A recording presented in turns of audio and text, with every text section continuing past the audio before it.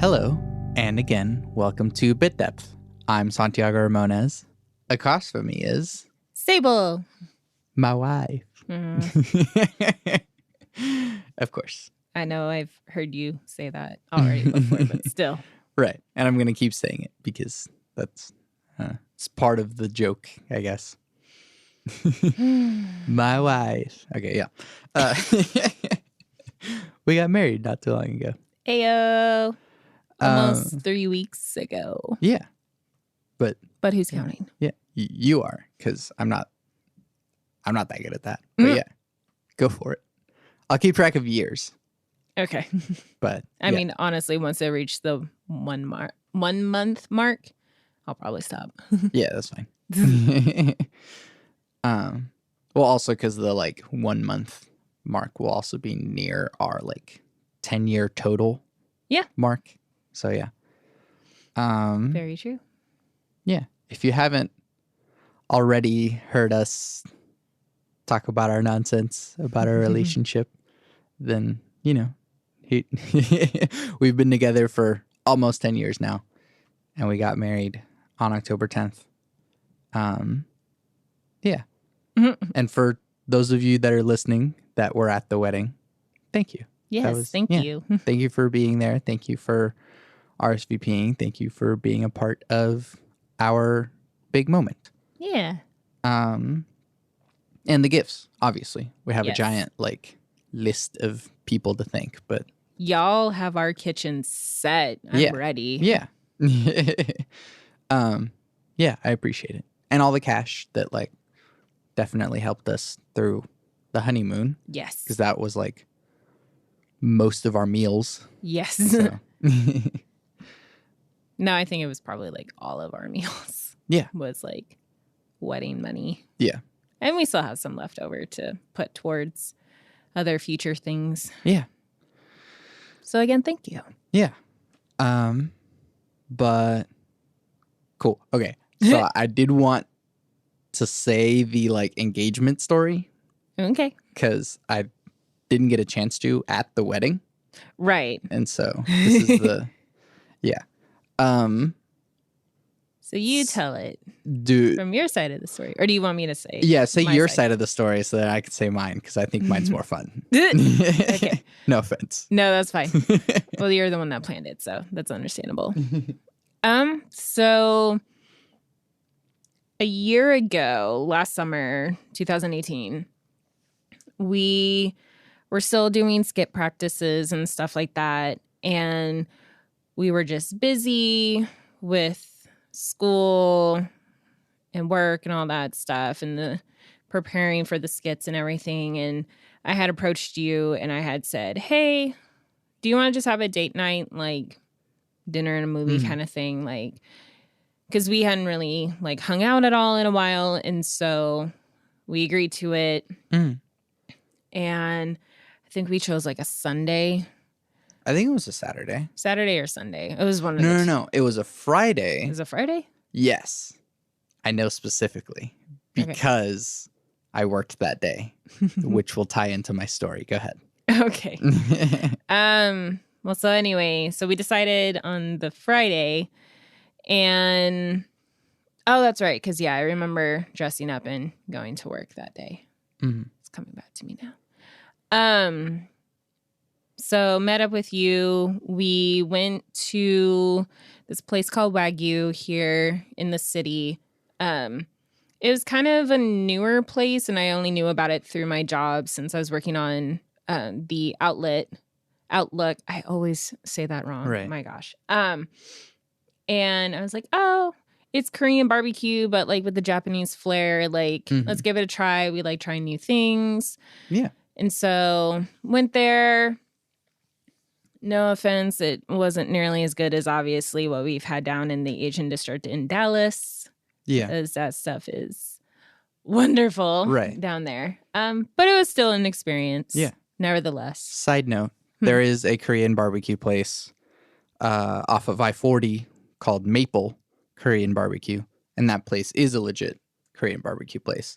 Not like Wagyu. So when did that open? Because it's all you can eat pretty recently. So we wouldn't have been able to go there anyways. But right. Yeah. Sorry, continue. Well, we might have to go there now. Yeah. Shoot. So then we went to go see a movie. We saw The Incredibles 2, which pretty meta as usual. It was really good.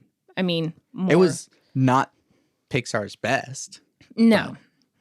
But I mean, like, again, we've talked about this. I enjoy whenever films are being hella meta, and I feel like Disney likes to do that every now and again. So I appreciate that. Yeah. And, like, I know Incredibles was, like, one of your favorite movies. So it's kind of nice seeing, like, the next stage of it, if you will. I love that superhero stuff. So that was fun. And then I remember specifically we were walking out to the car. I can't remember if we carpooled or not. I think we might have just... No, I think we drove separately. Yeah. We walked out to the cars, and that's when I was trying to say, like, oh, well, I should probably leave. Like, there's stuff I want to take care of, like, for the skit and whatnot. I want to be able to get sleep because I felt there was, like, a time crunch that was going on at the time, and so I was just kind of stressed about it. But weren't you also still working at H&M? No, that was when I was at Back 40. Okay. So it was like, no. Didn't you have both? I had both. Never mind. So I think maybe you had work early. Something. Next day. Like early-ish. Yeah, something. It was, yeah, I just remember being like I want to hang out a little bit longer, but like I need to get back, go to bed.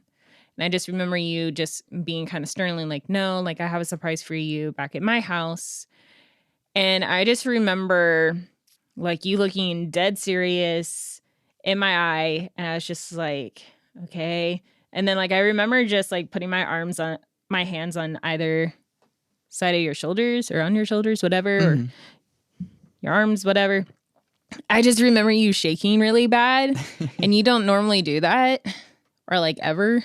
And so I was just like, either this guy is gonna propose to me or something is like up for sure. And I regret it to this day. And I should have been jokingly like, what, are you gonna propose to me kind of thing? And I would have been right. Yeah. And then we got to your house, which is where we're recording right now. BT dubs. And we just did our normal thing, like just walking to your room. And I opened the door and then I see this layout and I still had the picture on my phone. And you had like this literal paper trail, receipt paper trail from the door over to your nightstand. And I just remember looking and I saw like the Donald Duck plush that you had gotten me. There was like the box on your nightstand. There was a candle and like champagne or sparkling whatever and glasses on your nightstand. And I just stared at it and I was just like awestruck. And then I was like, I need to go to the bathroom. Hold on. And then came back. And that's when you proposed. I said yes. You said yes, definitely, absolutely. Yes. Because I had been thinking about it. I was like, if he ever proposed to me, I want to say the one line that's from like Gravity Falls, since that's like one of our shows and whatnot. So, but yeah. Yeah. That was July 29th. 2018. Was it 18 or 17? Weren't we proposed for over a year? Was it? Yeah. Or engaged. Yeah. I think it was 17. Oh, man. Okay, yeah. 2017. Yeah. I can't think straight. I can't keep my years together. They all blend. I thought I was the one who didn't keep track of these things. Okay. All right. So your side. Okay. Yeah. So you just started from like the date night thing. Mm-hmm. I go even further back because I had plans.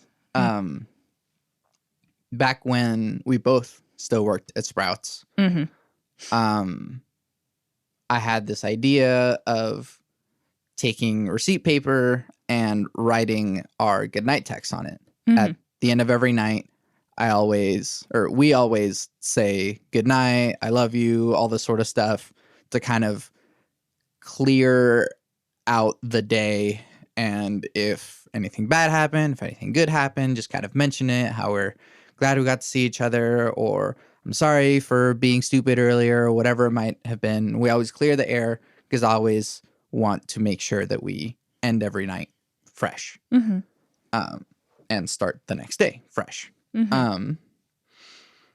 So what I wanted to do was write every single goodnight text from the point that I decided that I was going to the night before I proposed to you. Right. And so whenever I still worked at Sprouts, one day before I left, I think I was closing that night, and I asked, I can't remember, it was one of the head cashiers. It was Lisa, actually. Oh, okay. And I asked her, hey, can I take one of these receipt papers home just for like a thing? And she was like, yeah, I don't see why not. Or she's like, oh, I'm going to check. And then, yeah, you're fine. So I was like, cool. Scheme begin. And so I started to write it every single night. I think it starts in like 2016. There, maybe even 2015. I'd have to check, but that would require unrolling the whole damn thing. Nobody's got time for that right now. But I tried writing every single one every night by hand. But that's hard to keep track of. And there were some nights that I like didn't, or a whole bunch of time in a row that I didn't. And so there's actually a point in the receipt paper, if you go all the way through it, that like I just couldn't go far back enough in my phone to like catch up. Yeah. And so that time is like lost. But rip. Yeah. That's okay. But at around 2017, I was like, ooh, I want to propose to her in like May. May came and went, and it was like, crap, there was no time for us to like do a date night or whatever. Right. May was busy. Well, because you had finished school. I think it was like a mixture of finishing school, and I had my big competition down in Dallas. Yeah. So like it was just a lot. Yeah. And so May came and went, and I was like, crap. So then we were like, oh, we need to have a date night. Sure, let's do June. And like if I had planned any better, I would have picked a more memorable day other than June 29th, 2017, because that's just a bunch of random numbers. Well, it's Ariane's birthday. Right. But that's not, like, I don't remember when Ariane's birthday is. I just remember when we were engaged. Yeah. We'll always know now. Right. But yeah, so at that point in time, once we had set like the date, I was working at ACM as a studio tech. Right. And my job as a studio tech was basically sit there and wait until someone needs you. Right. Like there was administrative stuff that I would do, but I would basically get there in the morning, take care of all that stuff, and basically throughout the day just wait for emails to come in, wait for people to come ask me questions, because I'm there as essentially tech support and administrative assistant. Right. But since I did nothing that day, or most days, the days leading up to our date night, I had typed out all of the goodnight texts and put it into a spreadsheet. You and your spreadsheets? Yes, I love spreadsheets. And then for like that whole week, I was writing by hand every single goodnight text from the spreadsheet. And so even the day of our date night, I was like that entire day from like 9 a.m. to like 5 p.m. I was handwriting goodnight texts. And so like I caught up and it was fine. Because I specifically remember that they were doing construction on the bathrooms right there. And so I couldn't be out on the desk in the hallway. And so I holed myself up into the studio that was on the 4th floor. And I remember like Kevin walking by and being like, "What are you doing?"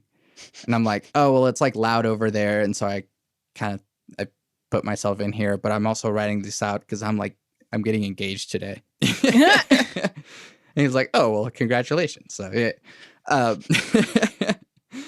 And so what I kind of figured for our date night is that we're always kind of going on adventures, trying new things, trying different food places. We always have a goal of ours to like, if we're trying a new food place, we don't want to do any chain restaurants. We want to try like support local food places and stuff like that. And so, hey, this new barbecue place is cool and different. It seems.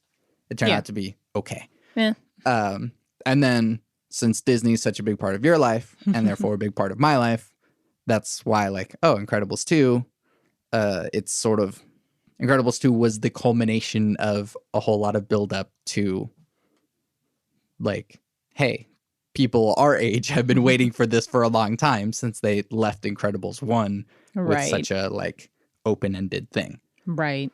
I don't remember what else was coming out around that time, like movie-wise, but I just remember that was just like, let's go see it. Yeah. And so that was kind of the symbolism with our date night. And so, and then the Donald Duck plush that for such a long time you had been like, buy one for me. And I was like, yeah, eventually. And so I was just like waiting for like when we would get engaged so that I would get that.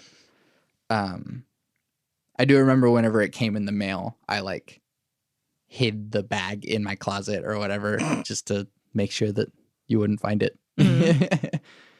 And then the ring I had gotten in like March of that year because I'd already decided like it was going to be that year.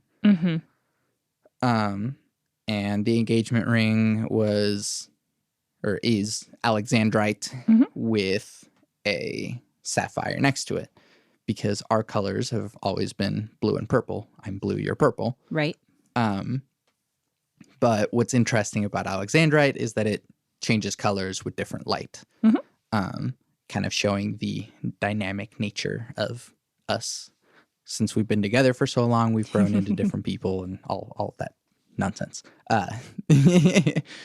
But yeah, so on that day, I had like told my parents like, hey, like I'm going to leave the room this way. I have this candle. Also the candle is Peach Bellini, your favorite scent from Bath and Body Works. Which still makes me smile that you had that. And so yeah, you still have it actually. Told my parents, yeah, I do. I told my parents like, hey, whenever I'm like heading back here, I'm going to call and make sure that you guys turn the candle on because I'm not going to leave freaking candle on in my room all day. It's asking for a fire to happen. Right. So apparently whenever I'd called, like my dad was like, oh, I'll like give them a little sparkling champagne or whatever thing. Because we both don't drink. So it's just like sparkling grape drink something. I don't even remember. I don't think we even really drank any of it. Or if we did, it was just like a sip. Yeah. So that wasn't my touch. That was just my dad asserting himself for no reason. It's fine. But yeah, so I strung the receipt paper of all of my hard work and pain hand to like strung it around the room to show that I did all that hard work, and then had it end up on or under the box for the engagement ring. And under it, another thing is the little notes that we would leave to each other whenever we worked at the same places, both at Sprouts and at H&M. That we would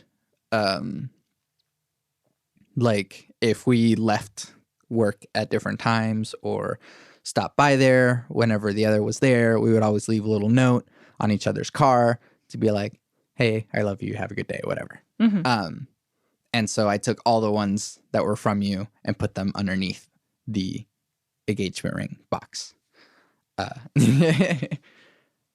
And yeah, so all those little tiny gestures to add up to something cute. So it's like, for those of you who are planning to get engaged, you don't have to do some big extravagant thing, because I've always felt that doing a public engagement with like lots of people around is a scummy way of doing it, because you're sort of peer pressuring your partner into saying yes, or else the audience will turn on them. Right. And that's not right. At least that's how I feel about it. If you think that like, oh no, it's a show of my, public announcement of I love you, it's like, sure, that's fine. But also if she says no, or he says no, or whoever they, just keep in mind that the audience would turn on them and it would feel really crummy. So just be very sure about yourself if you're going to go the public route. Right. I think doing little personal things to show, hey, these are things over time in our relationship that we've sort of gathered together that makes us us is the way to do it. Well, and I really liked what you had told me was you knew that I felt the most comfortable here. Like it felt like home. Because for a long while, I wasn't really sure where my home really was, in a manner of speaking, because I think like it was kind of in the midst of still settling at my current home after just moving out from my parents' place, but like never really felt my parents' place was my home or anything. So you always kept saying like, you're welcome here. This is your home. I want you to feel comfortable. And so kind of another reason why. Yeah. Speaking of why, we're here to talk about marriage. So first of all, why get married? You answer first. I know I'm asking questions, but I'm also going to answer them myself. But go ahead. Why get married? Yeah.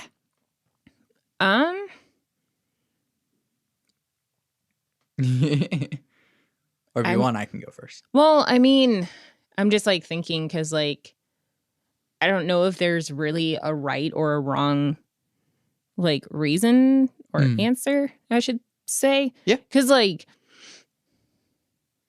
I mean, yeah, we've been together for 10 years, but like there's other people that are out there that have been together just as long, if not longer, that aren't married, but they're fine. Yeah. But I also know, is that lightning? Yes, it was lightning. Tight. But also like I know people that have been dating way less time. Yes. Hello, thunder. It is raining outside. Yeah. But like they're fine and everything. So I guess it just really boils down to, I guess, that commitment that you have with the other person or the comfort with that other person. I know for us, we had always constantly said to each other, I can't wait to spend the rest of my life with you, see where the future takes us. And so I think for us, it was that final step of being official, being commitment. Like, yeah, the commitment. So that's just what I think. Like, why? Yeah. There's also like the practical reasons, which is like, if you file your taxes together, you save money. If something happens to one of you, then your partner can visit you in the hospital because you're one of the close family now, rather than just the girlfriend or the boyfriend. Right. And so those are like practical reasons. You can co-sign for each other on a house, stuff like that. That's like, society recognizes formal marriage, so it's useful to us. And if those aren't enough benefits for you in your relationship, then you don't have to get married. And this thing, like, yeah, like you just said, there's lots of people that have been together for a long time and aren't married. And that's totally cool. There's people that have been together for a long time, have kids, have a house together, and still aren't married. Yeah. And so it's whatever. I think it's just really having that kind of like title. I think more so for like the wife or whoever in the relationship like decides to take the other partner's last name. So like in my case, I took your last name. Even though I still liked my maiden name. Still like my maiden name, but we had discussed it how how like in the future, wherever we are, like say, yeah, like what you just said, if one of us ends up in the hospital, at least we'd both have the same last name and we can visit each other or help take care of each other or be like, hey, I'm married to this person, let me see them, or like I can make a decision for them. Yeah. If like the other's unconscious or something or whatever. So like it makes sense legally. Yeah. And whatnot. So like there's that, I guess. Right. And those pragmatic reasons are also the reasons why gay marriage needed to be legalized. Because, and I think even to a larger extent, I feel like there should just be like a free-for-all like civil union thing. And so I know that there are people who are asexual, aromantic, but maybe they spend all their lives with their best friend. And there's no sexual feelings, there's no romantic feelings, but they literally just like live together and do everything together. Why not just do a civil union? Hey, we'll, co-sign on all of our stuff. We can do our taxes together. They do everything together like a married couple would, but they're just not romantically involved. Yep. I don't see any reason as to why that shouldn't be allowed. Right. And so it's just that the tradition of marriage has bled its way into the legal system, and that's some BS. So I mean, I guess a libertarian approach to marriage is something I kind of encourage. But then the other reason of a wedding, why a wedding? And that's the harder part, because we're kind of here to talk about why weddings are stupid. Now that the like storm of the wedding has finally calmed down. Although this storm's still here. Yeah, the one outside is still here. It's building up. I am glad that we had the wedding. Yeah. But at the same time, I do agree weddings are overrated. Like, step up on my soapbox about it. Go for it. I don't know. Like, well, I guess to start off, I've never been the little girl that always dreamed of her wedding, like ever since I was like 4. Like, I was the flower girl in my cousin's wedding when I was like in elementary school, and I hated it. The shoes stuck. That's the big reason why. Then fast forward to like a few years ago, bridesmaid at one of my best friend's wedding, and I know she had kind of talked about how she wished she would have done things differently. I get it, especially now. Yeah. A lot of beef can build up. Yeah. Then was a part of another friend's wedding, but I was the photographer, or like a dual photographer with the best friend that got married. So got to witness that. Witness another friend's wedding that was completely different, where she had it downtown at like a fancy hotel, like historical hotel, which was cool. Yeah. Like, it was just we got to experience a variety of weddings kind of all at once. Yeah.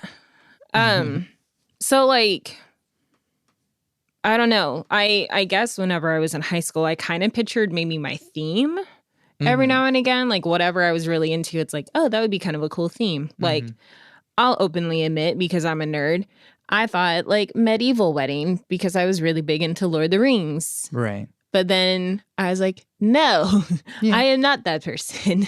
Well, the indoor chapel at Cole's Garden like a couple years ago would have been perfect for that because that was a freaking dungeon. It was. But thankfully it got updated. Shout out to Cole's Garden. We'll be talking about that soon. Oh, yeah. I'm sure at some point I wanted some sort of like Asian wedding, but nah. So I thought ours was fine theme wise. Well, I mean, even whenever you and I had talked about getting married 5 ever ago, I had said, oh, let's do a Disney themed one. Let's do Princess and the Frog, since that was like our first film together and all this stuff. And I had everything laid out. And then you were like, what if we made it more us, like blue and purple? And I just remember thinking, ew.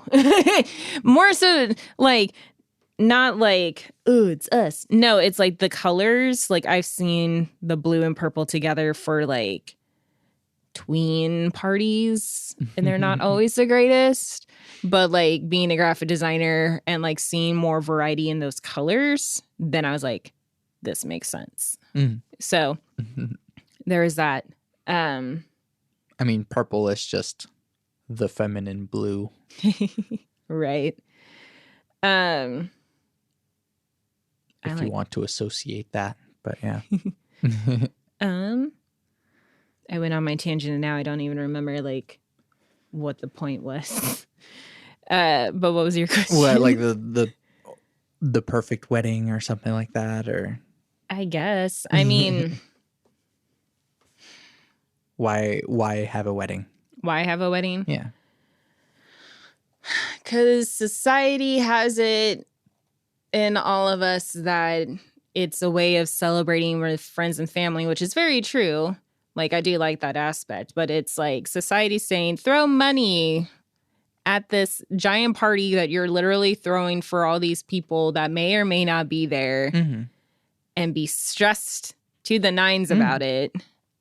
You have to look a certain way. Right. You had to stick with tradition that has been there for years that are a bit obsolete at this point. I am glad that we watched that Adam Ruins Everything episode about weddings. Yeah. Because I feel like that gave us a better perspective about what to do with our wedding. Right. Well, and there was a bunch of like shows that I would watch, like the wedding shows, like Say Yes to the Dress or For Weddings. That one I appreciated more because it was seeing the different variety and seeing like the DIY wedding or like the super bougie wedding or this and that. Country wedding and all the... So your wide variety of themes. Hate barns. I would have been okay with a barn, I guess. I would not have. But like in hindsight, knowing the day of our wedding, it was cold. Yeah, that would have sucked. Yeah, everyone probably would have hated us for that. But I do still remember that there was like one bride that did a lot of things that weren't traditional, and I appreciated that, especially now. Yeah. But again, why a wedding, if I can articulate? Because it's expected. Yeah. In hindsight, I don't know. Like, I know I'm going to be covering or saying a lot of things that you were going to ask anyway, so it's kind of just meshing at this point. That's fine. So we'll just openly discuss everything. I greatly, greatly appreciate everything our parents did for us to help prepare for this wedding, help pay for it, help plan things, you know, just like those little things here and there. Even though majority of it you and I really did, primarily because I didn't want to stress anyone else. Plus, I wanted us to know what we were doing before we would tell other people. Right. In hindsight, I would have been fine if we did a small ceremony and even like a smaller party, like reception kind of thing. While I'm still really glad we had everyone show up that did, and thank you again to everyone that showed up. Like, I was kind of bummed, like, some people didn't make it, or like, we thought they were, but they didn't, or this and that. And I understand. Our wedding was on a Thursday because we saved literally at least $2,000 like from our venue for having it on a Thursday. Yep. But like because it was on a Thursday, I understand that's harder for people to get off or they still have work the next day, all kinds of stuff. Our ceremony started at 5:30 and I know some people were kind of running a bit late. Yeah. So we were already not being traditional for one thing with that. Can I like hold that thought? Yes. Because I want to answer the question, why have a wedding? Okay. Yes. Sorry. I've been You're going fine. on a tangent. Kind of what you were saying. It is like there is the whole society expects you to thing. And I have that in my mind. But then I also kind of tried to justify it for myself and just find a reason for myself so that I can be happy about it. And so for me, I kind of settled on it's a public celebration of our commitment to each other. Right. We've been together this long. It's a public celebration of our relationship, of having friends and family get together, and we're all here celebrating us. Right. And so why have a wedding? So that we have an excuse to get all of these people together and be happy about it. True. Yeah. The expense is not quite worth it. No. But that's kind of out of our control. Yeah. And so we'll get back to the thing that you said. So process. After Oh boy. yeah. After getting engaged, there's some things that you have to take care of. So the first thing was the venue. Yes. No. What? We needed a date first. Right. That's true. So Before we could even book yeah. a venue, we needed a date. Yeah. And so you kind of mentioned it already, but we decided on a Thursday wedding. One, it was going to be cheaper. Yes. We saved about $1,000 to $2,000 just by having it on a Thursday. Yeah. And that was like pretty much for every venue that we looked at. The weekday wedding was significantly cheaper than a Friday or Saturday. Yeah. Sundays were actually a little bit cheaper. Not as cheap as like a Thursday, but right. Still cheaper than Friday, Saturday, because those are the prime days. Yeah. So that was the thing. And Thursday was special for me because ever since high school, I would dress up on Thursdays and dress nice. So some of my friends called it Fancy Thursdays, but I just called it Thursday. People would be like, "Why are you so dressed up?" And I'd be like, "It's Thursday." So that was a fun thing, like a fun holdover from high school that I still occasionally did in college. So cool, Thursday. Right. And then kind of looking at the calendar, it was like October 10th, 10/10. Yeah. Because we'd kind of talked like, oh, fall wedding, because you don't want it too hot, because in Oklahoma it gets in like the hundreds. And so it's like awful. Yeah. So you want to do a July or August wedding? No, not really. That's the one time I definitely put my foot down. I was like, I am not a nice person if I am overheated. And plus, I'm wearing white. I don't want sweat showing through my dress. Gross. And then, as we see right now, if you get too far into the cold seasons, then it's super freaking cold. Yeah. And I hate the cold. We both hate the cold. Yeah. But I'm a tropical being, so... Tropical folk. Yes. I didn't want cold, so anything past October was going to be a complete nope. Well, and we didn't... I think we had talked about maybe like spring, but it was still always unsure. Because here in Oklahoma, the weather is hella unpredictable. Like, supposedly today it's going to snow. Supposedly. I don't know if it is or not. I never believe it until it happens. It's October. It's October.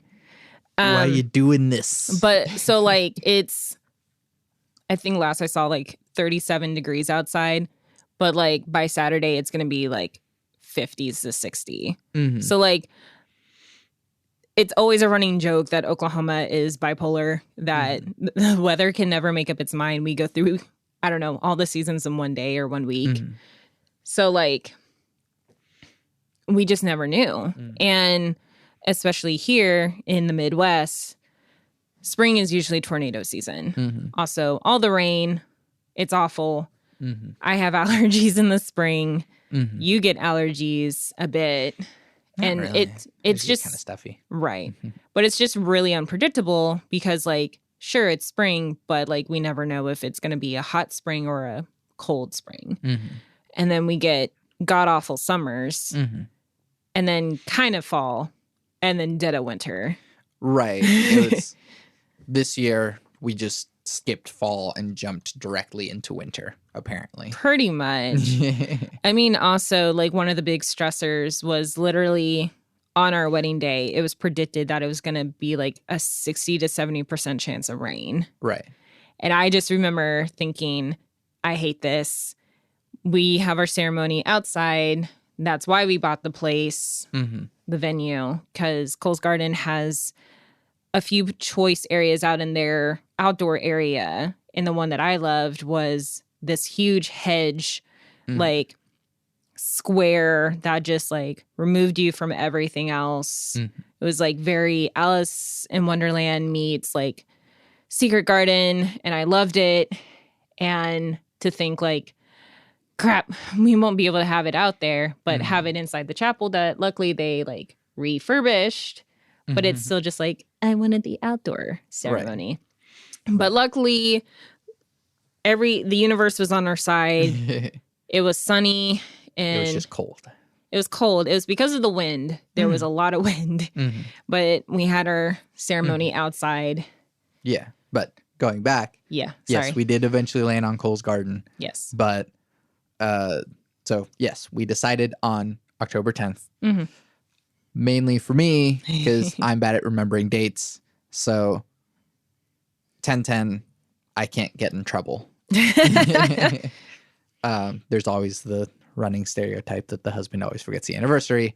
I can't get in trouble. So, yes, October, because the fall is at least slightly predictable with pretty warm until it gets cold, and then it just stays cold. Yeah. And October 10th seemed early enough in October that it'll probably just be warm by then. Or at least like comfortable. And we like October 10th was the day that Oklahoma decided to be like, oh, so it's fall now, right? Yeah.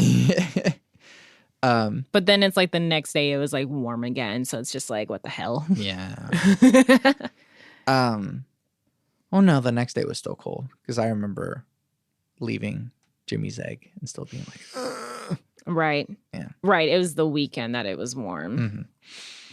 But anyways, we arrived at Cole's Garden because it was the most bang for your buck. The fact that we got the entire place for that price was top notch. Right. So the nice thing about Cole's Garden, if you're in the Oklahoma area, OKC area,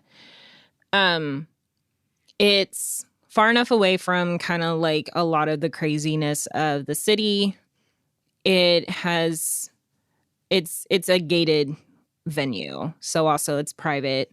But it's like real close to the Cowboy Hall of Fame, if any of you know where that is. Right. And big enough parking lot. It has this really cool entrance where it opens up to their covered patio, which has a dual-sided giant fireplace to keep warm at night.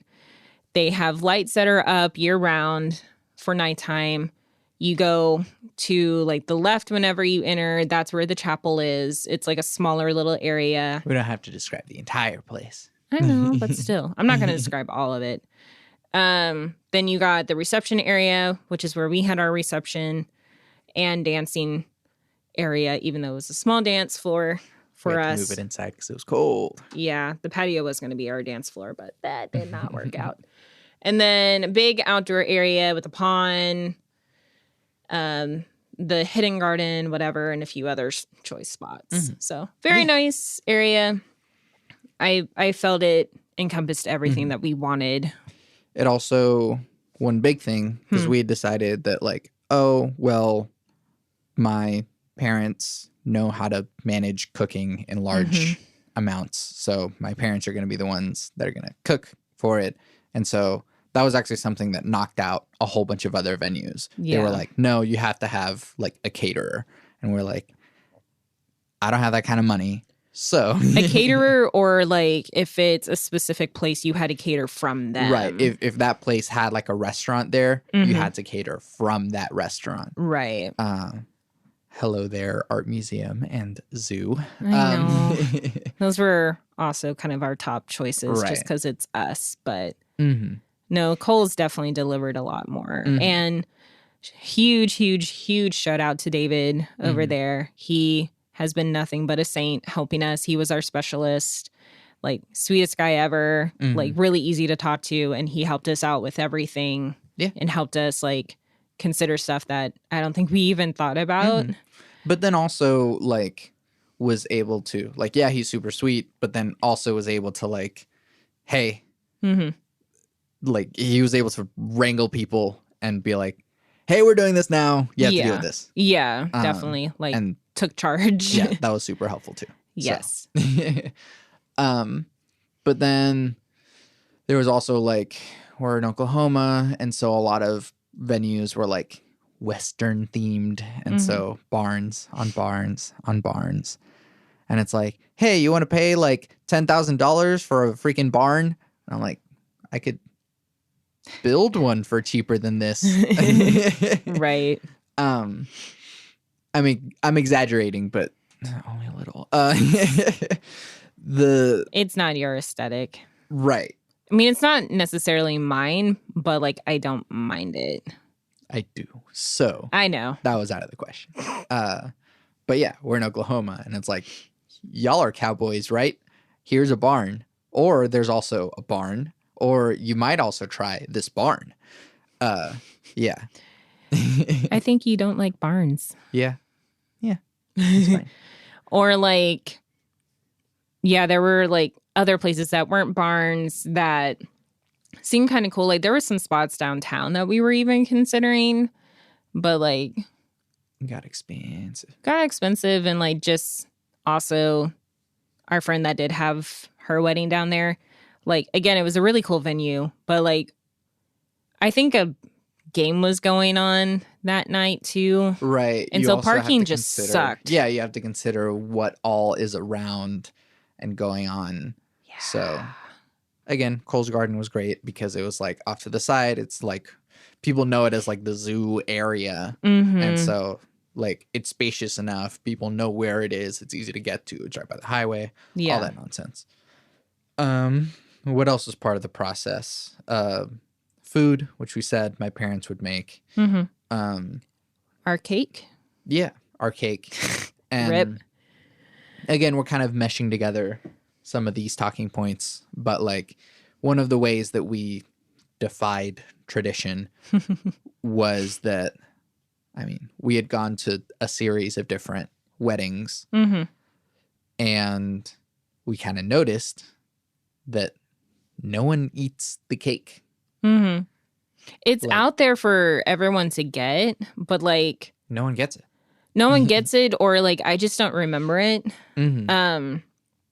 Of the 3 weddings that I listed earlier, like I remember the cakes, but I don't remember eating them. Or if I ate them, it wasn't like, oh my God, that was like the greatest cake ever. Right. And looking into how much a cake costs, like if you want to do the multi-tier, it's a lot. Right. Or like there is the option of you making your own cake, but then it's like, do you make one that's big enough for everybody or just for you and your partner or whatever? And so we just opted for like, well, frick, let's just get our own. That's just our own cake. Mm-hmm. And then we'll have something else for everyone else. And so we did an ice cream cake for ourselves. We ordered it to be decorated in like a simple way. And then we finished. We kind of decorated it ourselves. Yeah. I'm glad I took a picture of it. Before it melted. Rip. Because by the time it came out, it was melting. It was still good. Yeah. Mm-hmm. I still don't know where it ended up. It probably obviously got pitched out by now. But yeah, it was good. But also like we're not big sugar eaters anymore. So like we didn't want like a full cake. And you're not a cake person either. Yes, Sable is the reason that I ask cake or pie at the end of the podcast. She's cake, I'm pie. Yep. Not that I've taken count anytime recently, but pie is definitely winning. Whatever. But we got Baked Bear, which is kind of a local, well, I thought a local place here in Oklahoma, ice cream sandwiches for everyone. Mm-hmm. We asked everyone who got our save the dates, like, hey, go RSVP at Online. this link. Tell us your top flavors of cookies and ice cream so we know what we can order. Yeah. You know, and we would order the top 4 of each one. Yeah. And a lot of people did tell me like it worked out. A lot of those cookies were nearly gone. Mm-hmm. There was still some left over, but it really helped. Yeah. And I know a lot of people really enjoyed that. So consider that in the future to anyone who is going to be planning a wedding. Like, you don't have to get a giant cake. Yeah, because also you don't want the bride and groom to just be sitting on like this cake for like a month and be sick of it. Right. Like spend hundreds to $1,000 on cake and it just go bad. Right. Just saying. Yeah. Well, we did also spend a lot of money on that baked bear. So that was the thing too. But I was kind of willing to do that because also we had 2 people from Bates Bear come and and they came and serviced the thing. Yeah, like they were there for 2 hours, but that was more than enough, I feel. And again, by having the 2 employees there, they made whatever concoction that each of our guests wanted. Yeah. So that way they wouldn't be going through piles of like contained ice cream sandwiches that were melting or whatever. Right. Like, exactly. So to me, it was kind of worth it. It was kind of like, because we didn't do wedding favors either. Mm-hmm. So in a way, that was kind of like their wedding favor. Yeah. In my mind. Sure. So I didn't mind spending a little bit more. Yeah. You had mentioned invitations and RSVPs and all that stuff. Yeah. Another way that we defied tradition is instead of having like the envelope with the invitation and another envelope that you have the card for your RSVP that you mail back, and then we know and we just build up this giant pile of papers. We were just like, hey, let's just send people invitations, which I still have a lot of left over. Been noting that. I think I still have a bit too. Yeah. I mean, it's fine. Like it was worth it because they look good. Yeah. We just went to like a printing place that, like, you know, if you want to print posters or business cards or whatever, you can just do it that way. Instead of going to like a fancy, like, ooh, we do wedding invitations here. Here's, you know, $1,000 for a freaking blah, blah, blah. Like, nah, we just, since we both have websites, we just put a page on your website. On mine, that was a private link that if you just follow the link, that's the thing on the RSVP or on the invitation, then you can RSVP online through a Google form, which is also free. So not sponsored. Yeah. Well, no, but it's just like instead of getting more paper and dealing with the postage and all that nonsense, just do it online. Yeah. The other nice part about doing it through a Google form is that it all gets condensed into one big file that you can actually look at and look at the statistics of like how many people are going, how many people aren't going, how many people are going just to the reception, how many just to the ceremony, all that nonsense. And then we also put the ice cream and cookie flavors on there so that we could have a poll there so we could decide. And so having all of that in one place rather than just having a pile of RSVPs that people have mailed back that we're just going to like throw away afterwards. Yeah, that's like wasted money. Because like, I don't need any more paper stuff. I know you don't either. So it's like, this is a lot easier. We're all in a digital age. Yeah. Like anyone with a phone or a computer is able to literally go to this link. Yeah. And it's not a hard link either. So like, sorry, it's just like, because we pass these out to people, like either in person or like drop them off in mailboxes, whatever. There did come a point where it was like, crap, I didn't get a chance to like get an invite to people. So I literally just sent them the link. It's like, hey, sorry, I couldn't get you a physical one. Here's the link. Please Exactly. RSVP. Yeah. But I don't know if there was just confusion or whatever. I don't know if it's the expectation that people have, like they're wanting the multi-paper thing, invite, whatever. Because I know there's save the date and then there's the invite that you get, but it's like we just did it in one. And maybe we should have said something other than save the date on the front. Maybe like, you're invited. Or sometimes like people didn't even look at the other side sometimes. Yeah. And so it's like, here's a picture of us and it says save the date. Yeah. And people are like, cool. But it's like, what do I do with this? And it's like, Right. just flip it over. Yeah. See our names, tells you where and when it is. And to plain as RSVP, day. here's this link. Yeah. Plain as day at the bottom. Super clear to RSVP. Follow this link. Obviously, we're a little salty about it, but it's really just because like we tried making it as simple as possible. Yeah. And somehow people still didn't. Yeah. To those of you that did, thank you. Yes. But for real, we tried making it as simple as possible. So, I mean. And again, you and I have talked about this prior. Devil's advocate, like, again, I understand our wedding was also on a Thursday. So, like, if people just didn't respond because they were like, oh, no, like, I can't. Like, even if you had just said no, we would have been cool with it. Like, we understand. Yeah.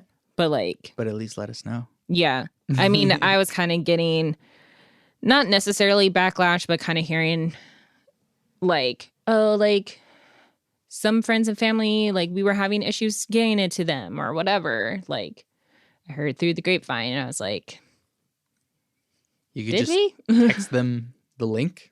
I guess. I don't know. Like, I don't know. Literally, there were lots of people that a month from our wedding date, I sent a whole bunch of texts and messages being like, hey, sorry I didn't get a physical invite to you. Here's the link. Please RSVP. Right. And to the people that I had already sent invites to, I told them, hey, please remember to RSVP. So it's like, we keep going the extra mile so that it's easiest for everyone. Yeah. Yeah. So for those of you that are planning on getting married soon or working on your wedding, keep in mind that there is going to be a percentage of people that don't RSVP. And you just have to factor that in.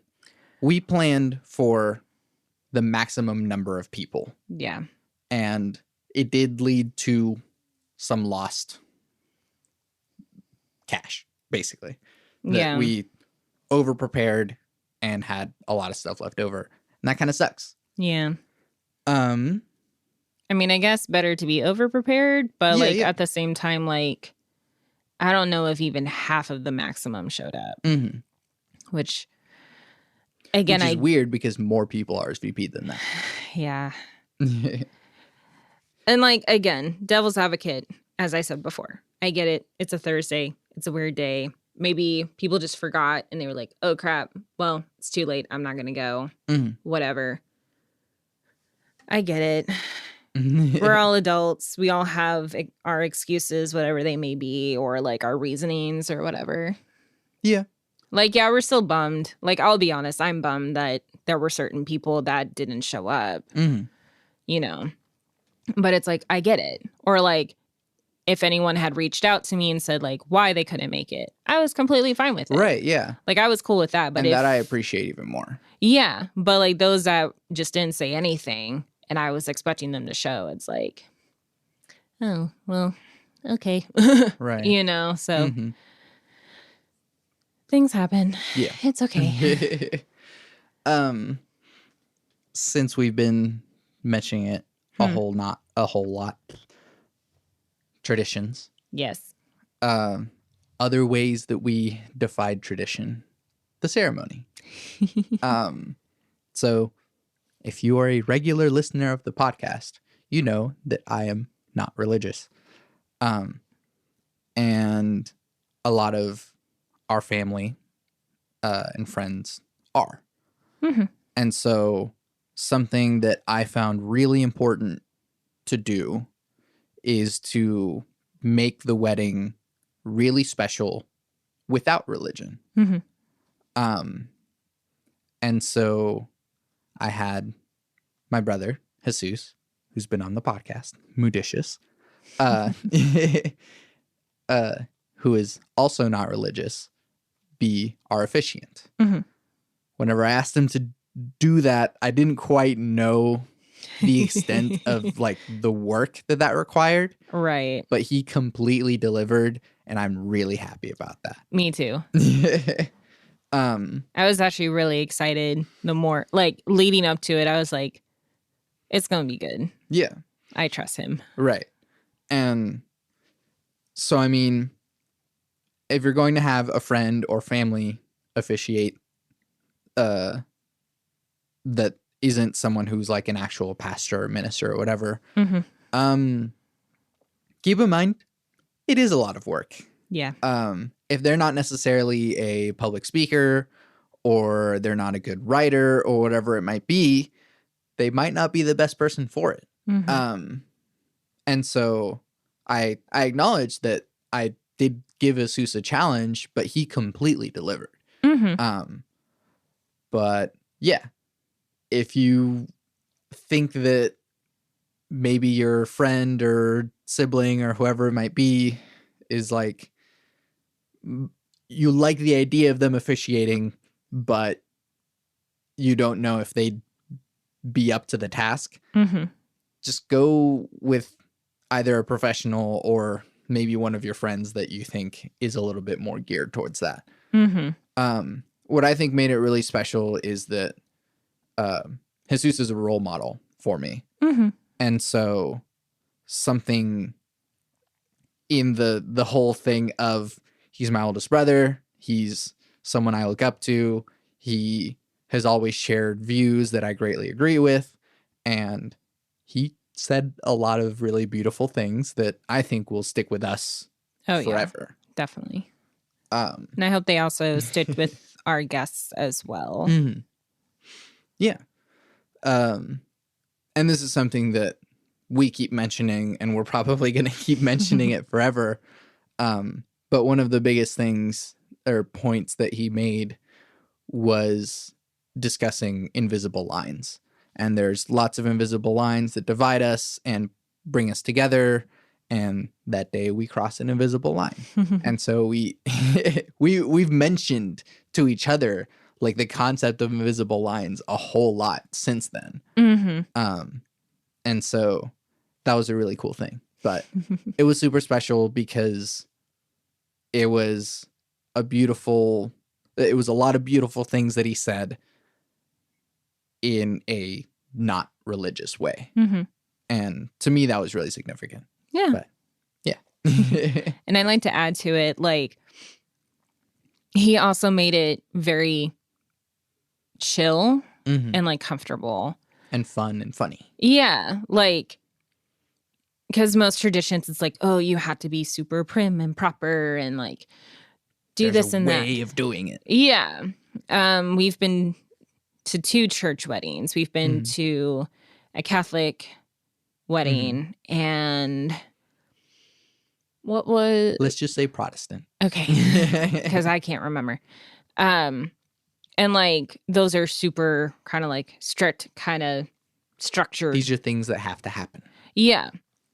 And I don't know, like, while they can be beautiful and traditional, like, it was really nice to kind of have something that was very meaningful to us, that was hopefully rememberable to our friends and family.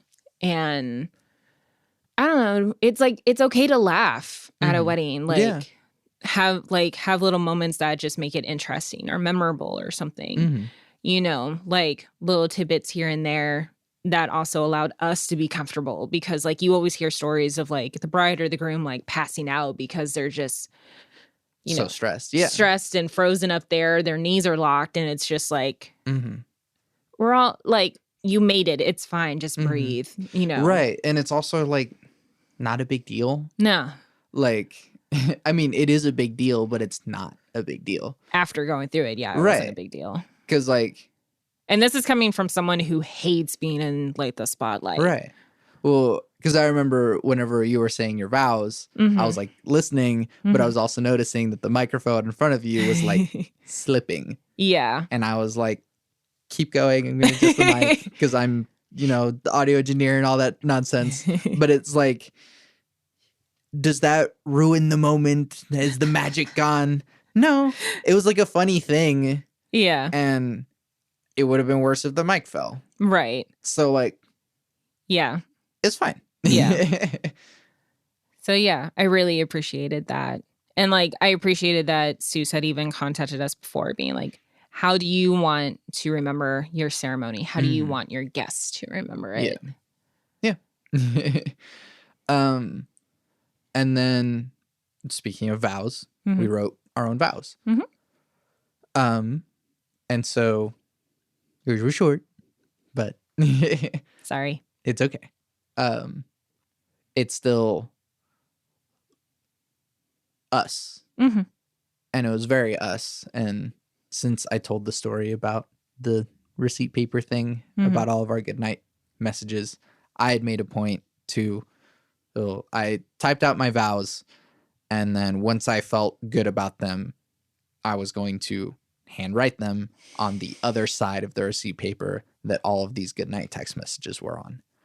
And so you had written your vows on like cardstock paper. Yeah, fancy cardstock that I found.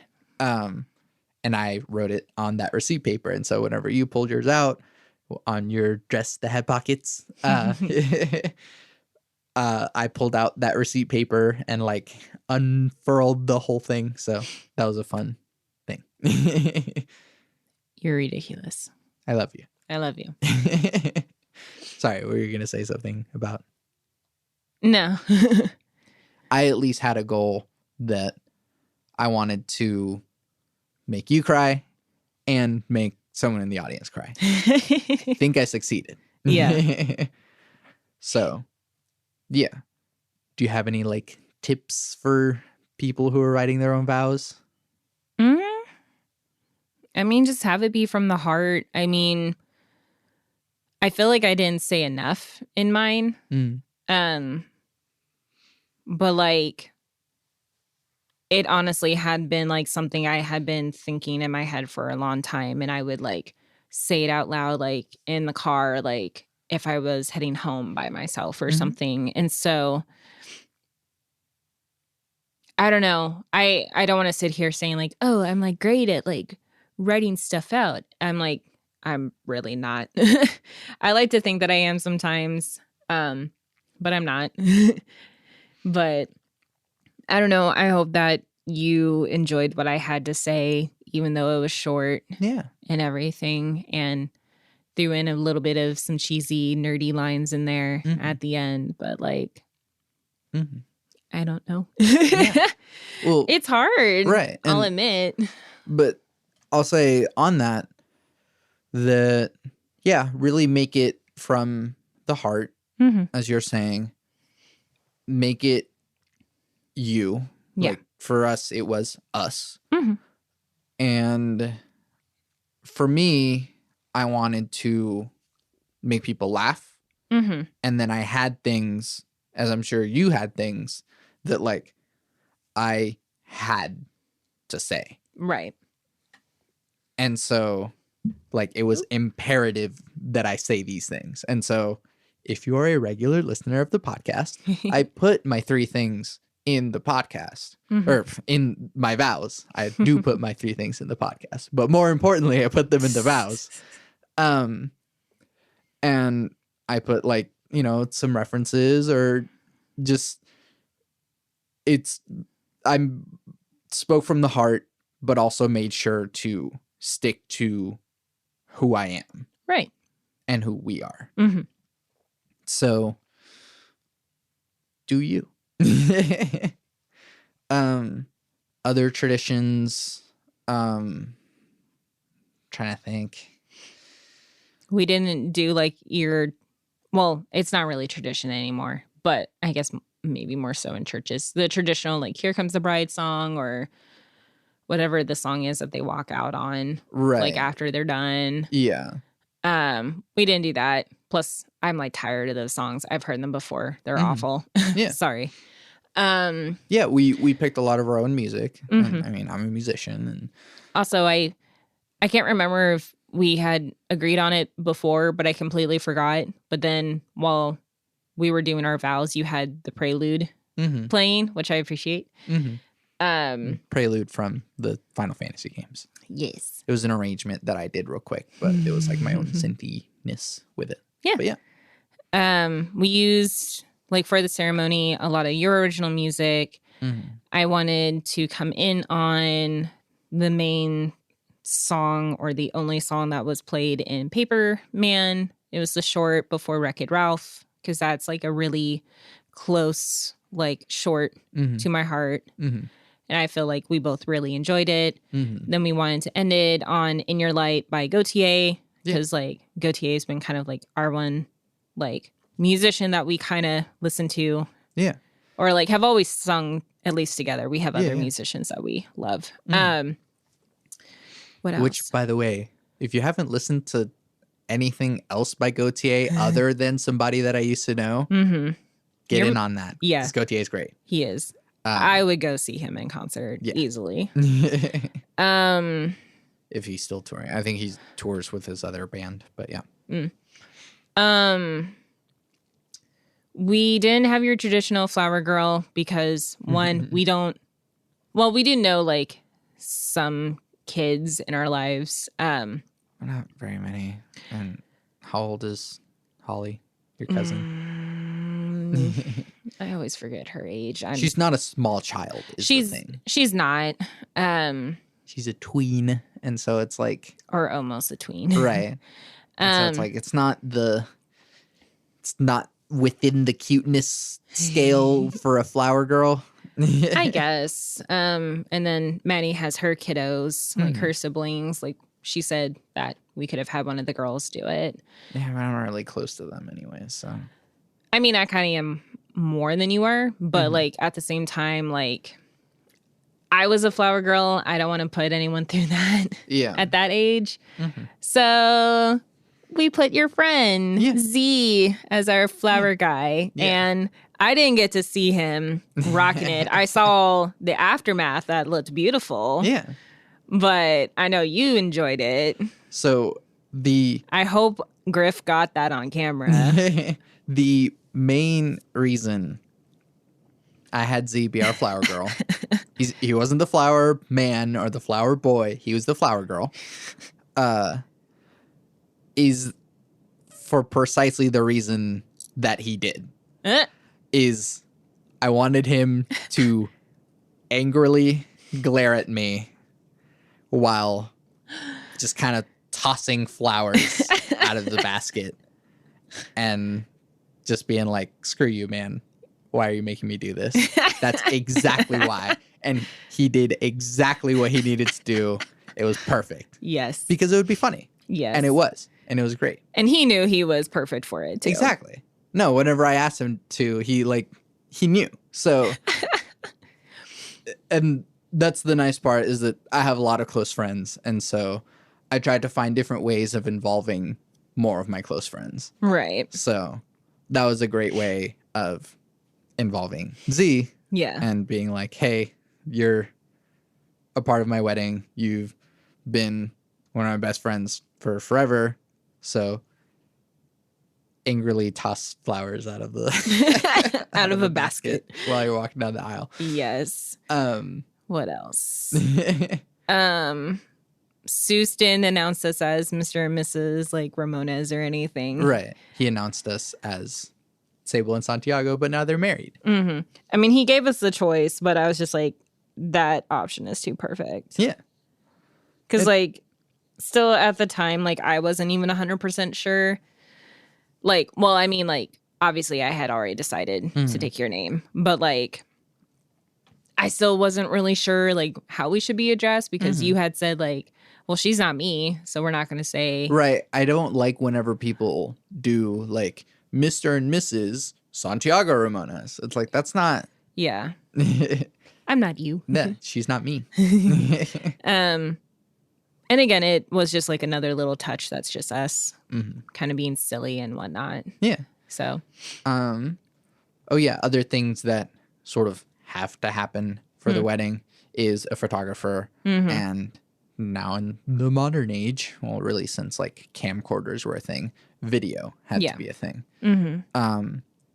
And a DJ had to be a thing. Yes. So we did get a professional photographer because that's something that lasts forever. Yes. And you've been a fan of Brandon Burton's photography for a while anyways. Yes. He's a lot of fun. I had actually tried to work for him at one point and like it didn't make it, and that's perfectly fine. I could still like learn under him apparently. But I've seen his work a lot, and I was like, I really love what he does. Let's get in on that. And as soon as like you had actually proposed, I saw that he was like, hey, like, we're doing a deal. Yeah, we're doing a deal. And I was like, like, let me get this guy. Yeah. And that's when he was like, but I need a date and a venue first, and then we'll talk. And I was like, crap, okay. Yeah. So that kind of also progressed like a lot of stuff, like way in advance. But no, he was wonderful. Our deal allowed us to have a second photographer. And so he actually just put out some teaser images from our wedding up on Facebook. And I'm currently off Facebook for personal reasons, but like it was through work that my manager had said like, oh my God, I saw like your photos. They look so good. And I was like, what? I haven't even seen them. And so she showed me, and like, I'm actually really happy with how the ones look so far. And it's still going to be a little bit of a ways before we get all of ours, but like, I feel comfortable now. Yeah. Because like, I'm pretty self-conscious of myself. Like, I'm not happy of how I look sometimes. So like, after a while I was like, oh God, was my posture good? Oh God, like, did I give like double chins, or like, how's this gonna look? But like, after seeing what he has, like, I feel good. You looked fucking gorgeous. Now I gotta put an explicit tag on the podcast, but I don't care. Yeah. You've cursed on this podcast before. It's fine. No, I know, but I was like, there's certain ones that I try and keep curse free or whatever. But yeah, that's fine. Whatever. But yeah, so pretty happy. I'm excited to see the ones with you in it, and then I'm really excited to see like how like our big bridal party look, especially on the couch. My one huge splurge that I did. I'm very happy. Rented a nice vintagey blue couch. Yeah, nice. And then we had a videographer, which we thought we were going to get that as part of the deal with our photographer. It wasn't, which that became kind of a stressor. But I had thought like, wait, you're going to be doing like a project later that involves videography. What about getting that guy involved? And he pretty much like jumped on it as soon as you asked him. Yeah. And he was really cool. Looks like he had a pretty good camera. He had like a stabilizer and everything. So I was just like, okay, this guy knows what he's doing. Yeah. Griff Stafford, if you need video stuff, I have business cards for him, but like you can also just find him on the social medias. He also plays in Useless Randy. So that's another way that you can. So he's been on the podcast. Yes. So much thanks to him for taking care of all that. Yeah. Especially in such short notice. But yeah.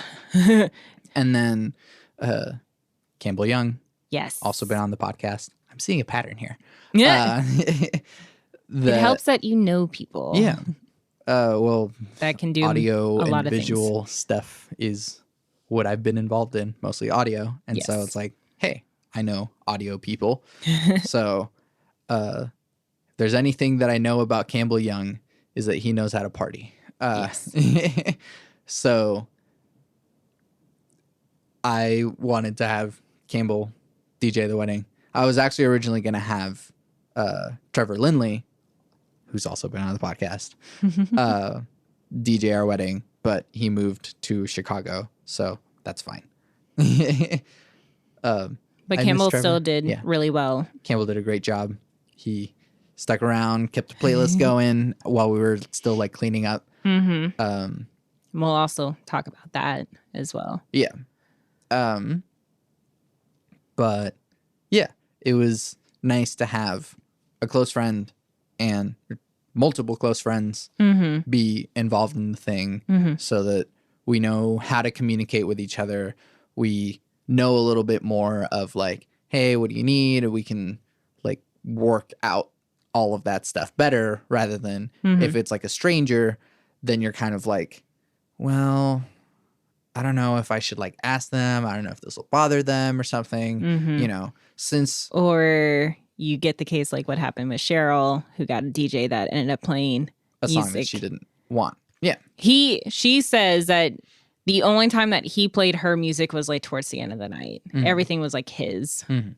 And we were in a church and playing like some pretty raunchy music. And it's just like, there's a picture of Jesus coming out of the water over there. Great. I totes would have had dirty versions of our music, but it's fine.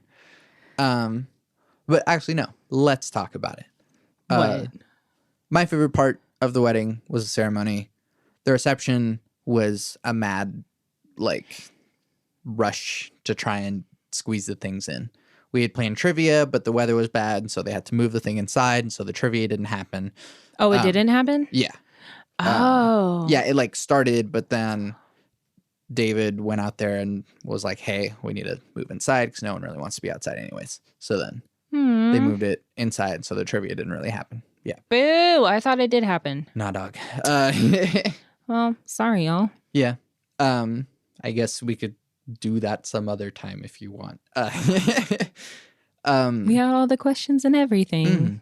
Boo. Yeah. Okay. Yeah. I'm a madman, and I wrote up a whole bunch of trivia questions to be fun for while we were taking pictures. Well, so, like, friggin' we had everything set up. So, like, for our wedding, it was a dry wedding because we don't drink.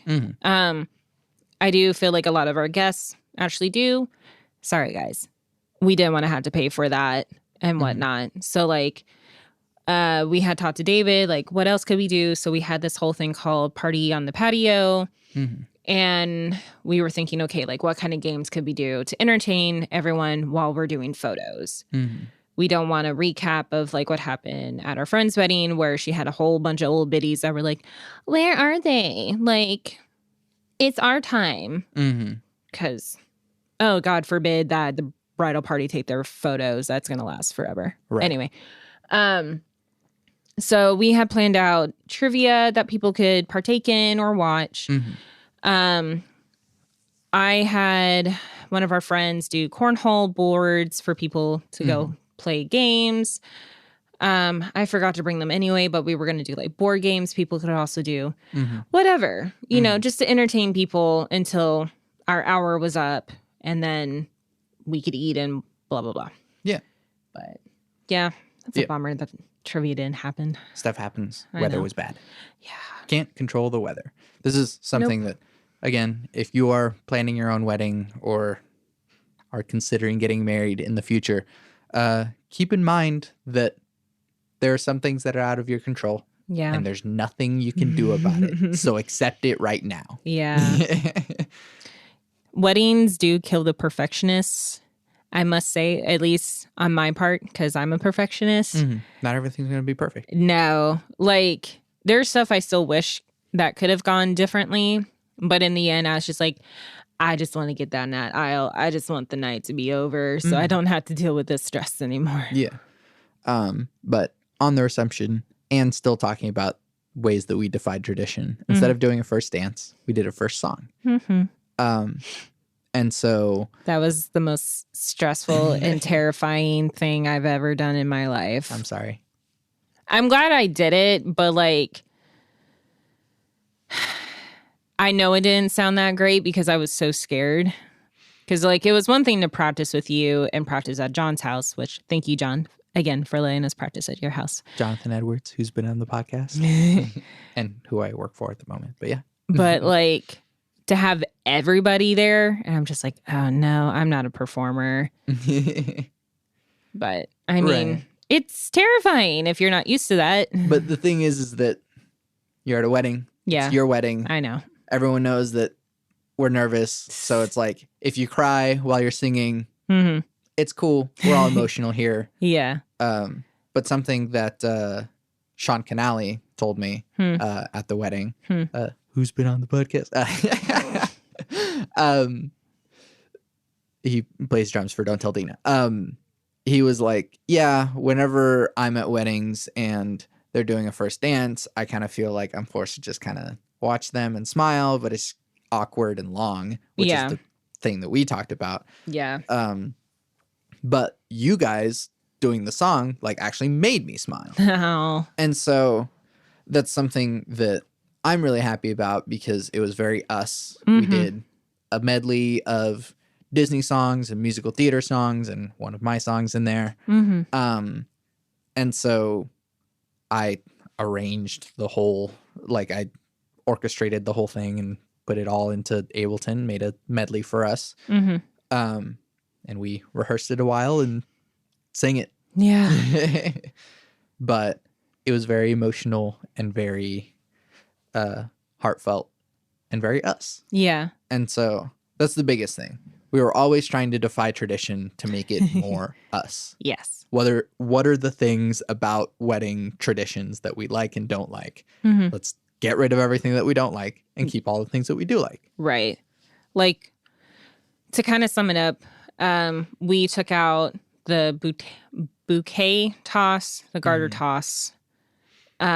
We didn't do the individual like dance with our parents. So like the father-daughter, son-mother dance. For the same reason that like it's awkward to watch other people dance for like a 3-minute song, but it's usually a ballad, so it's like a 5-minute song. Yeah. Or it's just like, because David had pointed out like sometimes the relationships aren't really that good. He had a bride whose dad like basically walked out. And she was just standing up there whenever they were like, it's the father-daughter dance. And like, he wasn't even there. Yeah. And it's like, I don't know. It can be kind of awkward, especially like if your relationship with your parent isn't that great. Like I know yours and with your mom is good. I feel like my relationship with my dad is becoming better after it being like kind of weird for a while, because I think we were trying to figure out where we were in each other's lives. Things are fine now. Like I couldn't be happier. But like I did want to at least make sure at one point during the reception, him and I danced together, even if it was with a bunch of people around us. Right. And like I think he really liked that. Right. And I like that too. Yeah, and that's a very different thing from forcing everyone to watch you two dance together. Yeah. It says a different thing. And so it's like, to keep this point going, if there's something in tradition that you feel doesn't work for you, take it out. Yeah. It's your day. You don't have to stick to this tradition that's been there for years. Like, we're in 2019, getting ready to go into 2020. Like, screw society. Like, have it be you. You're the one that's literally paying all this time and money. Right. Like, have it be the way you want it. Yeah. Tradition is peer pressure from dead people. They can't basically enforce anything on you, so whatever. Right. What else? I did a thing for you, and this was something that I had decided whenever I was still Catholic, and I had heard about through like different people talking about weddings, but it stuck with me, and I decided a long time ago that I wanted to do this on my wedding day, which was I heard a story about a groom who surprised the bride by washing her feet in front of everyone in to relate to the symbolism of Jesus washing the feet of the disciples. And so in marriage and tradition and all that stuff, people talk about like, oh, the woman is subservient to the man. And I want to defy that as much as possible. You and I are partners. And so to get rid of that, I wanted to wash your feet to show I'm here for you. And so that was something that I felt was necessary to happen. It's not like a tradition thing. It was just something that I really wanted to do. Yeah. But the madness that ensued with that is that since it was a Thursday, everyone was leaving kind of all at once. As soon as one person started leaving, everyone else was like, oh, okay, well, it's, getting kind of late. It was like 8. Yeah, it was early. And we even did like the shoe game to try and also keep things going. But yeah, it's kind of like in the midst of the chaos, and this is kind of like where I also agree. Like, I enjoy the ceremony far more than the reception, because the reception, with everyone's wedding I've heard, it's the most chaotic part because the bride and groom are being met with everybody, being congratulated, whatever. They want to try and see like everyone, or they want to see certain people or this or that. It's like their attention's everywhere, but they also had to keep to like the other things that are going on. So like the first dance, bouquet toss, garter toss, other dances, whatever. There's like a million things that they're trying to do, cutting the cake, whatever. And so like that's how I kind of felt it was for us.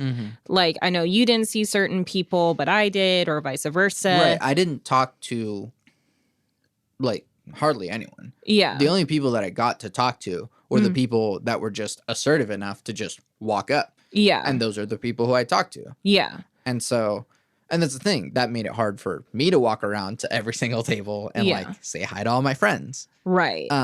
Or like there were friends that you knew better than I did, or vice versa. Or like we had our family tables too. But then also we had like our bridal table, but like none of our bridal party sat up there because they went and sat with other friends. And it's perfectly okay. Like, I understand. It was just kind of like a weird scenario.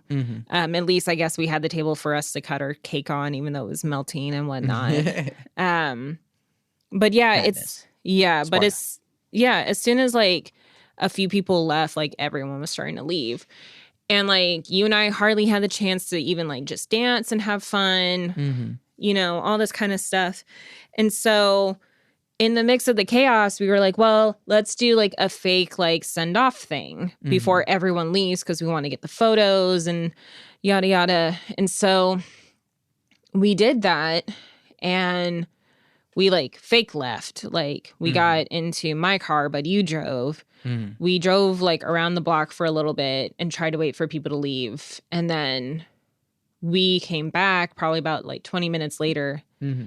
And we just kind of stayed. Like, it was a few of our friends, primarily like a lot of the bridal party, and then like our parents and like some family.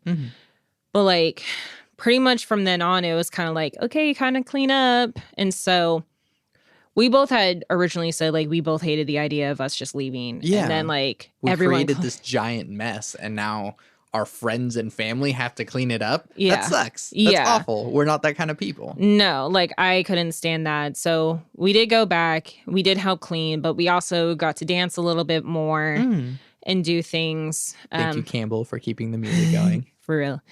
Our photographer had already left. I think Griff probably left, which is fine. But like we were the last 2 people there besides Campbell at the end of the night. Right. Well, besides David, who works there. So yeah, but I mean, we were out of there probably by like what 10:30. Yeah, at least, and we were supposed to like officially leave by like 10:40, and then start cleaning up because we had the place till midnight. But like we left really early Mm-hmm. and things just happen. But honestly, I'm happy that you and I were like there till the end. Yeah. It's cleaning up. We helped Right. Campbell load his stuff up, Mm-hmm. like made sure everything was out of there. And I know David was really grateful and everything when we thanked him. And Yeah. I just feel like we're not that kind of people. no, I don't want to leave messes for other people to clean up. no. I think it's like a personal thing. And plus, like, we were in band in high school and we were always cleaning up. Yeah. Even if it wasn't our mess, like, I remember sticking around to help clean up, like, competition or whatever. Because it's like, if everyone chips in, it gets done faster. Yeah. And then you can get to go home sooner. Yeah. You know? But, like, yeah, this was our responsibility. So I wanted us to be there to clean it. Yeah. But that kind of goes back to the thing of there are things on your wedding day that are going to be out of your control. And so, yeah, it was a Thursday night and people got to go to work in the morning. And so, of course, we can't control people. We can't make people stay longer than they can. And so I'm not mad that like people had to leave early. Like I completely get it. But I get it, but at the same time, like, I already felt the atmosphere in the room and like everyone was just kind of like half awake. And it's like, do we really need alcohol to get people to like stick around and party? Like, I kind of hate that because like, especially since you and I don't do, like, we don't drink, we don't go out to clubs or whatnot. Like, what else were they wanting? Like, I'm sorry, but like, I'm just being honest because it's like, I wanted to celebrate more. I was like ready to still like dance and stuff. And like, I felt we barely got to deal with that. And so in the end, it's kind of like, well, I still would have been fine if we'd done things slightly different where maybe it was just a smaller party of people or like an after party kind of vibe or whatever. I think someone had suggested that to us anyway, but it's just kind of like, even like after you and I had left, I was just like, yeah, I'm kind of ready to just go to bed. yeah. You know, at that point. But I don't know. It's a weird mix of emotions because like I'm super happy people came that could come. Kind of sad, kind of like salty about like some people that couldn't make it, especially if they just didn't say at all like anything.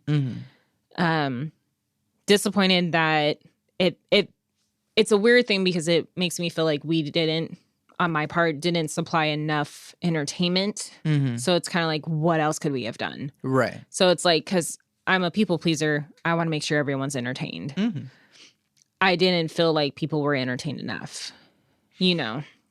And so it's like, what could we have done differently that didn't involve alcohol to get people to stay? Right. So it's just kind of like, would it have been any different if we had it on Friday? Or would we have wasted more money just to have people maybe stay like an hour longer? Right. But in the end, like, one, it's already done. So we can't do anything about that. Right. But, like, two, we can't control other people. We can try. We can do our best to, like, nudge them in directions, but we can't control other people. If someone needs to go, they need to go. Yeah, and I understand. And so, for me, I'm just like, yeah, does it suck that the party ended so soon? Yeah. But I can't do anything about that. I hope that everyone had a good time. And yeah. So, I mean, for other people planning weddings, you can't control everything. Sometimes a whole lot of people are going to leave early. Sometimes some people are going to say awful things. Nobody said anything awful at our wedding, but I'm just saying that, like, some people have rowdy friends or whatever it might be, or there might be some unfinished business between some people. And so it's like, yeah, be careful because, yeah, you can't control everyone. Don't open up the floor for anyone to speak. That's a bad idea. Yeah, we didn't do like the toast or anything. We didn't even really have like a rehearsal dinner either, which is okay. mean, we just ended up going to like one of our favorite restaurants with like some of the bridal party that are like our best friends. So. Right. And that was hardly planned. It was just like, oh crap. Okay. Like, we're going now? hungry. We're hungry. Let's Yeah. food. Yeah. And like, we could have done toasts then, but it's kind of like, it just feels more like in the spotlight for the person who's giving the toast and then the bride and groom. And it's just like kind of awkward sometimes. Yeah. Like, I don't want anyone to feel forced to have to say something nice about us. Right. Like, so if you feel like you can trust your friends to say something, sure, open up the toast or whatever. But for us, it's like, it's fine. Yeah. We know what we want to be said, and we've let it be said. Right. If you want to say anything else, you can just say it to us. That's fine. Right. Yeah. Is there anything else? This is kind of long. It is long. If you don't have money, don't push yourself. That's a big thing. I feel like I overextended. Yeah, weddings are not cheap, y'all. Yeah. Like, we set ourselves a budget, and I think like we went a little bit over, but like it wasn't any more than maybe 1,000 over. Right. Well, that's the thing is that. But like, I disregarded the budget once we were getting so close. There's like, nope, we need these things. No, yeah, definitely. But I mean, again, that's why I'm saying like we still kind of controlled ourselves within reason. But like, I don't get how people are able to do like these 10,000 plus weddings when like alone the dress itself can be like a few grand. And I'm like, you're just wearing that for like an evening. What are you doing? Yeah. The dress, the venue, the photographer. Yeah. Those are like going to be giant costs. Yeah. And then food. Yeah. For us, we had my parents cook, and so that saved us a lot of costs. I mean, it's still not cheap, but it definitely did cut. Plates, cutlery. We were cheap. We did like plastic ware, stuff like that. Yeah. Like we not really thrifted, but like just resourced a lot of stuff, DIY'd a lot of stuff. Yeah, if you don't, a lot of the decorations, or pretty much all the decorations, we made ourselves. Yeah. So I mean, we had our hands in everything, which was stressful for us because we had to take care of all of it. Yeah. But like, at least we knew exactly what we were getting. And that makes me happy about it. Yeah. Again, the perfectionist dies because in the end, you just kind of want it to be done, and you have to just accept like certain things just aren't going to happen the way that you want. Like I had said I wanted to splurge on like real flowers for my bouquet for the bridal party. And in the end, I was just like, screw it. We're doing fake, you know? And they look great.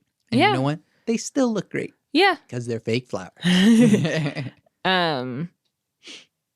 Yeah, just like little things here and there, like the boutonnieres or the things that we put on the lapel. Yeah. Like mine looks great still. Like so it's fine. Like you eventually learn the little details that like a lot of these like wedding like shows or magazines, whatever, where it's like, oh, make sure your napkins match the color of this or whatever, like eggshell or cream. Like that's matter. Those stupid things. It's like no one's gonna care at the end of the night. You know, the only things that they're gonna wipe their face with it and throw it away. No one cares. Exactly. That's like money in the trash for you. It's details people aren't gonna pay attention. Like I only remember certain things about each of the weddings that I've been to, and then I hope the most important parts of our wedding are what people remember from us. Yeah. Like, I don't even know if anyone knew that our colors were blue and purple other than like people that were involved with the wedding. Right. Or even that I changed shirt and tie after the ceremony. Right.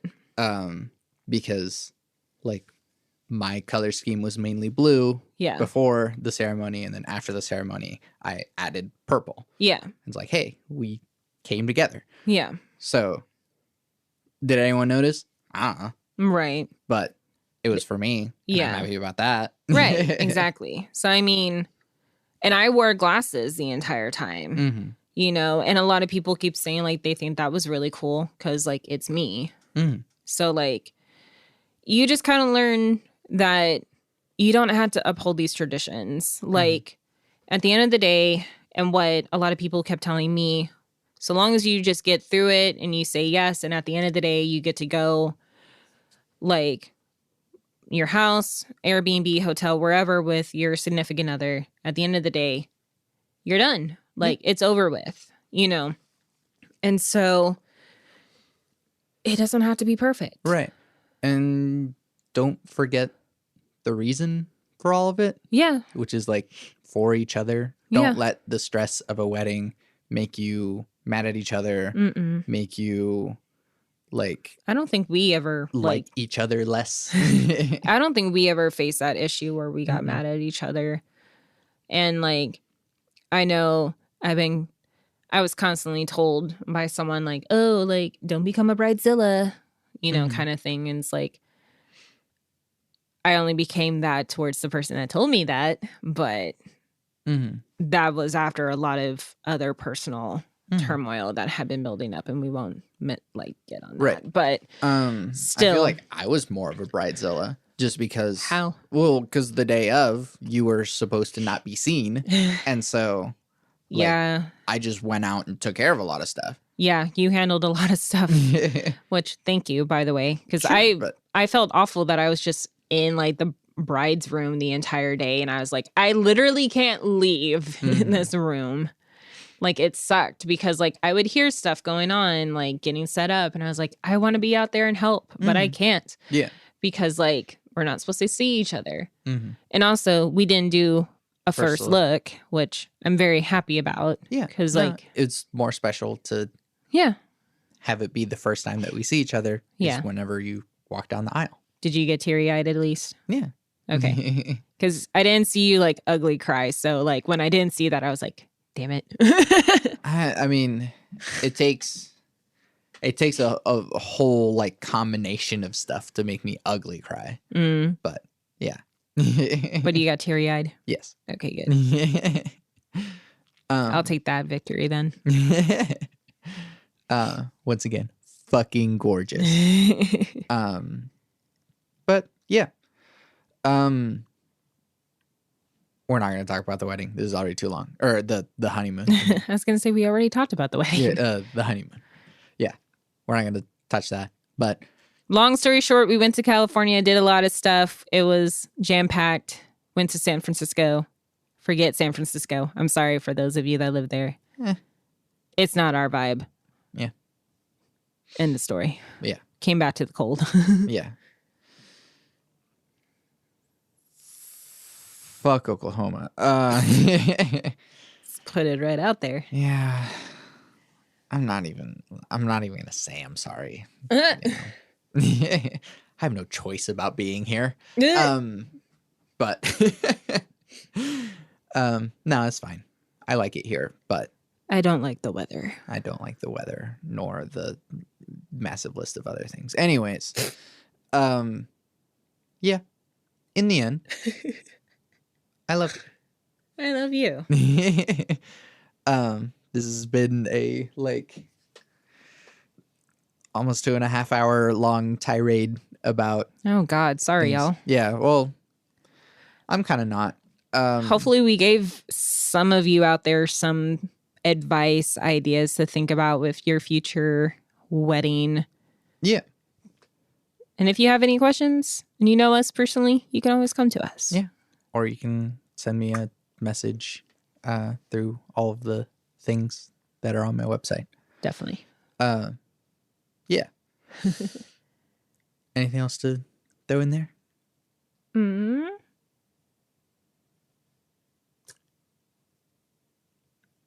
No. Okay. Cool. I was like, do they? No. Yeah. No, let's end this. This is long, but yeah. I'm Santiago Ramones. I'm Sable. Where can we find you and your things? Do you have stuff to plug?